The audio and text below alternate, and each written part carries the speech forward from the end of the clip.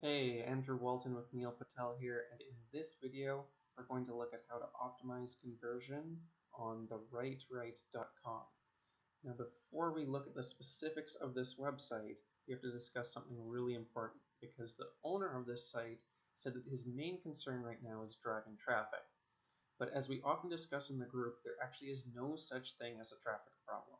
And the reason for that is that if your sales funnel is profitable, if your conversion system is profitable, and in this case, if this page is turning visitors into customers and is profitable for you, then you can drive traffic buy traffic that is, from any sensible source. So for example, for this website, it's really easy for me to conceive of driving traffic from Facebook by targeting the parents of school-aged children. So if we get this page converting, then it should be really, really easy to get rid of your traffic problem. So let's look at how to do that. The first thing that we need to do here would really be to update and modernize this site because it looks a little bit old-fashioned, and really this is actually possibly the most crucial point because it doesn't matter how good your copy is if the design of the website doesn't immediately convey trust, reliability, professionalism, then you're pretty much sunk. You can have the best copy in the world, but if the website doesn't give an immediate strong first impression of those sorts of elements, then it really doesn't matter. So I'm not going to go into great detail about how to optimize the design of this site because that is not my specialty. Copywriting is more of what I can focus on, but I can say a couple elements that immediately decrease my trust of this website is there are too many fonts and font colors. For example, you have up here, so fine, you have the blue and green as accent colors, and that makes sense based on the colors of your products. And using that, say, here in the text, that makes sense to me. But then we also have blue in the nav bar, white in this big bubbly text.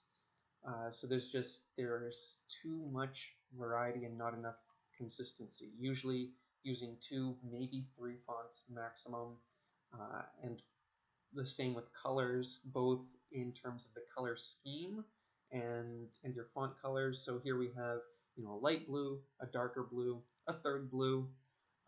Gray is used as an additional color, which is not really okay. It appears another time on the page, but we can, if we decrease just the number of different design stylistic elements that you're using, that should immediately help. So hopefully someone else in the group can go a little bit deeper into the specific design aspects and some of the suggestions that might help improve conversion from a design standpoint. But that's one thing that you can immediately start looking at. So the next thing I want to look at is the copy, and we have a lot of room for improvement on the copy, which is actually a great thing. We should be able to drastically increase your conversions by making some relatively simple changes to the copy. So first of all, one of the things that you have done quite well is the inclusion of some pretty good testimonials. We should probably be able to make these more powerful when we look at redesigning the page, but the actual testimonials are pretty good. Now, the main problems with the copy here is that most of the page talks about features and there's not a lot of talk about problems, benefits, aspirations, and so on. So for example, this section, it's all about features of the product, ergonomic design, the only grip of its kind that promotes the tripod grip is shown here. This is a great example. So right here, as someone who doesn't understand the value of this, I would need to explain, well, why is this important? What is the benefit of this tripod grip versus whatever your child happens to randomly do when they're holding a pencil? Because this by itself doesn't have a benefit, and the benefit isn't extremely obvious. So that's something that you have to spell out in intimate detail. Now, more than that, the overall layout of this page. So even though we need a headline that hits a little bit harder, that's more benefit oriented, before you talk about the product itself and the features of the product, you really want to go into the problems that you're solving and the benefits of solving those problems. So say, for example, presumably the person coming to this page is the parent of a school-aged child who is learning to write, or is having difficulty writing, or is about to learn to write, or something to that effect. And that parent is going to have a lot of fears and apprehensions about their child performing well in school. And those are the sorts of things that you should address here. And because writing is obviously a very critical part of their academic success, and if they're not able to write correctly, that's going to affect them throughout their entire school career. And likewise, any parent is also going to have certain aspirations for their child of doing well and being a high achiever, getting good grades, and more importantly, the results of what those good grades mean in the future. So they're going to have all these fears, and they're also going to have these aspirations. And I would address both, at least in some capacity, right after your headline and before you talk about what the product actually is. That's usually the best order to do these things in.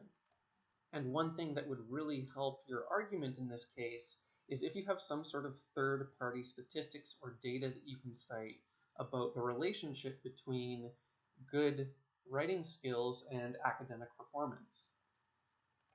Because then it's not just about taking your word for it, having some sort of study or something like that. It lends a lot of credibility to what you're trying to say, that this really is an important thing, and it's something that people should pay attention to. Now finally, the last thing that is super important on this page, and that really, without this, nothing else really matters, just like the design sort of, is that there's no call to action. So even if I go through all this page, I'm convinced by the copy, I'm interested in your product, I can't take action here. And this does not count as as a call to action, this purchase link in the footer. You have to have a real call to action here. You've built the value, you've told them why the product is important, you've provided some proof with testimonials. Now you have to sum that up and have a clear call to action. Go to this page, buy this product, or click here to add to cart, whatever it is, to actually finish this off. Because internet users are lazy. They will not look around for this link. They will not scroll all the way back up to hit the purchase link. You have to give them the option here, or you are cutting your conversions by probably 90%, if not more. And if you have some sort of bonus or risk reversal or something like that, you can add that in here, like a satisfaction guarantee or whatever. When you have your call to action here, you can also include whatever risk reversal or bonus you have, if you have it.